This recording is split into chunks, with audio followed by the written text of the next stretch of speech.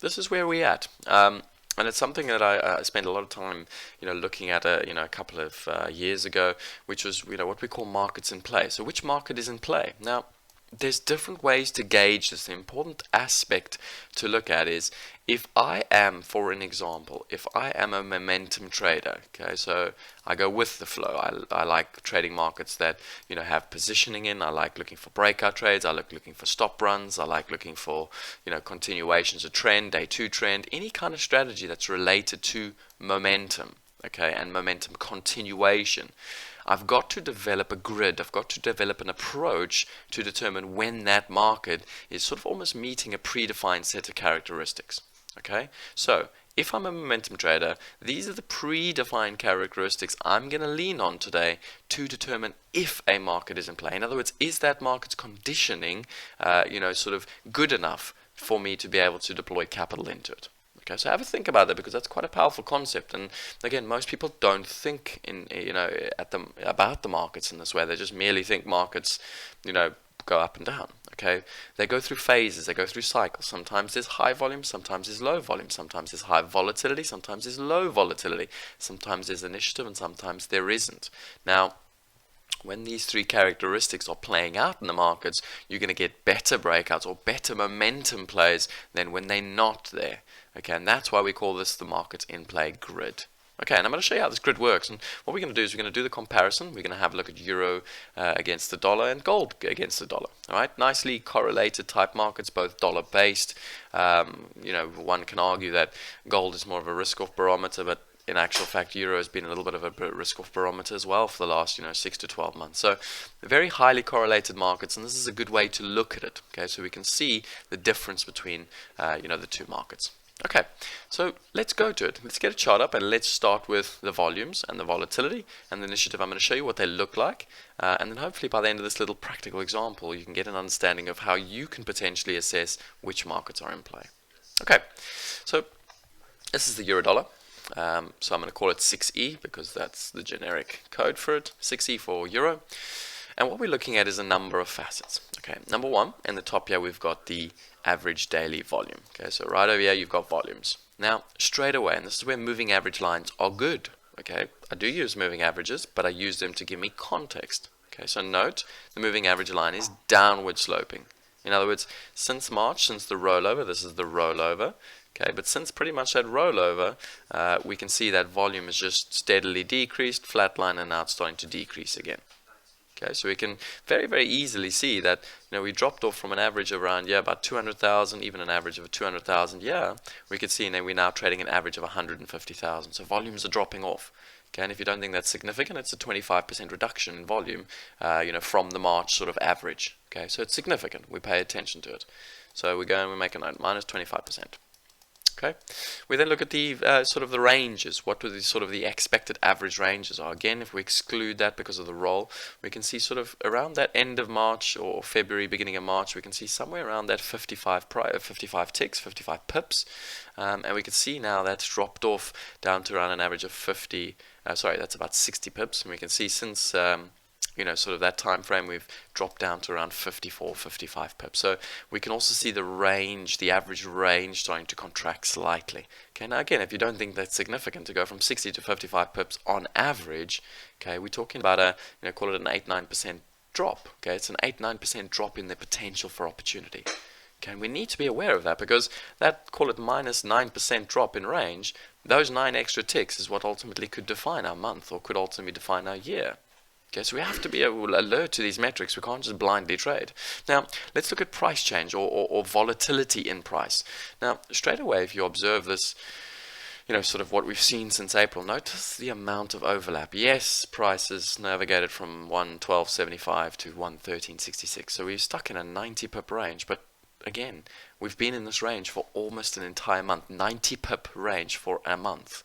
Okay, think about that. Think about the average type of risk you take on trades. If you're a bit of a swing trader, you're looking at 50, 60 pip stops. If you're a bit of a day trader, sometimes you're looking at 5 to 10 tick stops. Now, if a market is stuck in a 90 pip range and you're using 10 tick stop or 50 pip stops or 100 pip stops, okay, that's telling you a lot about the potential for opportunity. Not saying there's not opportunity. It's just telling you about the potential for opportunity. Okay, if we throw into that equation that we are momentum traders, in other words, we narrow down the focus even further, okay, we can start to see how this can really create havoc on our performance. Okay, so it's just about being alert to the conditionings and understanding what the conditioning of the market is. Okay, so the crux of the matter is that we've got a drop off in volume of 25%, a drop in range potential of 9%, and we can see range contraction, 90 pips for the last, call it a month. Okay. Let's look at the gold now. Okay, so this is our gold market. Again, we assess it from the perspective of volume.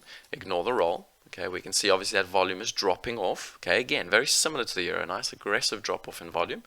We're kind of trading very similar to where we were sort of for the February-March month. Okay, look at the change in price though, and this is where the big difference comes in. Just a change in the range. Okay, we can see that we're still trading in, roughly speaking, a $12 range per day, 120 ticks. Okay, whereas we saw that euro drop off 9%, we can see the gold almost sustaining. Okay, so we can see, yeah, volumes are dropping off, but we can see the gold, average for potential every day is pretty much consistent. Now let's look at the price change. Okay, so what have we done? Even if we take it from, okay, and this is wonderful that we actually have this little pre-example, but that looks very similar to the euro there. Okay, very similar type price action in terms of the euro. But then suddenly we get a bit of volatility to the downside, a little bit of contraction, volatility to the upside, volatility to the downside. So we can see this market is showing a very different price dynamic, okay? It's showing a very different potential for opportunity, again, if we are momentum traders, right? So we can almost see that we're seeing positioning in this little move up. The market then collapses. We see positioning in the move down. The market then rallies positioning, and the market collapses. So a lot more potential for opportunity in the gold market. Now, straight away, and this is the key, it's not whether I'm right or wrong or you disagree or agree. It's all got to do with if you took these two markets and you put them side by side right now, and again, this is in hindsight, of course, okay, but if you put them right next to each other, side by side, which one do you think presents better opportunities as a momentum strategy-based trader? Okay, that's the question of the day, all right? And hopefully you've come to that conclusion quite easily that, yeah, very much the gold is going to be better suited with the current conditions, for us to trade momentum type strategies. Okay, now let's bring the footprint into it. So this is a daily footprint. Each one of these represents a day. Okay, each one of these rotations is one single day. Now, this is the euro-dollar FX. Now, why I've brought this in is I want to show you how valuable this tool can be. We're going to start off by looking at this average blue line. Okay, that's the average volume. Okay, we can see that since the beginning of April, we're just seeing that line sort of steadily decrease. Very rarely are we above that line. Okay, notice when we are above that line, notice the size of the candles. All right, so every time we're sort of above that blue line, we can see the size of the candles is abnormally large. In other words, the market does nothing and all of a sudden it does something. So when there's price change, it brings in participants. Okay, when there's not price change, it does nothing. Okay, we can also see the amount of overlap, right? We can see how much overlap is being exhibited in the euro. There's, every day we're almost trading, inside the previous day. So there's very little in the way of momentum opportunity. Let's look at the deltas on the day. Okay, very, very, lackadaisical almost deltas. Nothing really going on in the market. No real consistency, right? We could see negative delta, negative delta, negative delta, but we showed price going up. Okay, suddenly, very negative delta, minus 4K, minus 7K, which way is price going? Up. Okay, so that last little bit that I brought into the, I just want to bring this back up. But in essence, this last little bit that we spoke about in terms of the, there we go, the last little factor is initiative. Okay, the only way to see initiative is to actually get up a footprint chart. Now, this is what I want to show you, is notice that there's a lack of initiative, and we spoke about initiative last week. Initiative is a combination of delta plus price change. In other words, had we seen minus 7,000 and a very deep sell-off, okay, that's initiative. In other words, there's positioning in the market. We can see that sellers are hitting into those bids nice and hard, and price is responding to the downside. Okay, in this example, we've got no initiative. Nothing's going on. We've got a positive and a negative price. We've got a pretty big negative 4,000 and a positive price. We've got negative 4,000, negative 7,000. But notice the negative, a very big delta, but completely inside the previous day's range. So there's no initiative being taken in this euro dollar. And that's the last sort of clue that this euro dollar is just not tradable. It's not a momentum-based market right now. Right? And that's how we assess it. It will change at some point, and we'll be alert to when that changes. But right now, we stay put. Let's compare this now to the gold. Okay, so we look at the gold. Notice the difference. Okay, what do we see? Positive delta, price response change. Again, positive delta, again, doji day inside. Positive delta, price moves up. Positive delta, price moves up. Price moves up, delta. Okay, look at the volumes. All right, all consistent. Price moving up. What do we see? Big, big, big flush down. Very aggressive sell-off day. Big delta, price moves down. Again, nice red day, inside day. Price moves down. Okay, again, we see the flush down, flat delta. Again, we're negative 1,800 today. Delta's starting to build to the downside. So we're starting to see initiative, or not starting to see, we're seeing initiative, right? The buyers are hitting the offers, the delta's positive on the day, and price is moving up, right? The sellers are hitting the bids, delta's nice and negative, and we're seeing price move down. In other words, there is initiative being taken at specific levels in the gold. Okay, that leads us to today's strategy.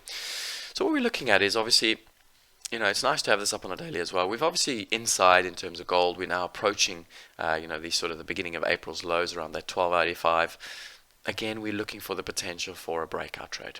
Okay, so keep an eye on this gold around that 1285 today.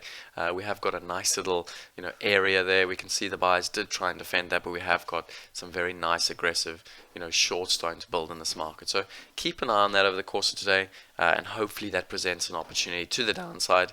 We are looking for a break of 1285, for some continuation and delta continuation, and we'll be paying close attention to this. Right, so again, what you can take away from this, very simply, compare the euro, compare the gold, have a look at them in terms of momentum, have a look in terms of volume, in terms of volatility and initiative, and make the decision based on whatever variables, make the decision as to which market is sort of showing the best conditions, for you to achieve your strategies. Okay, that's what it boils down to, and that's the crux of this entire stream.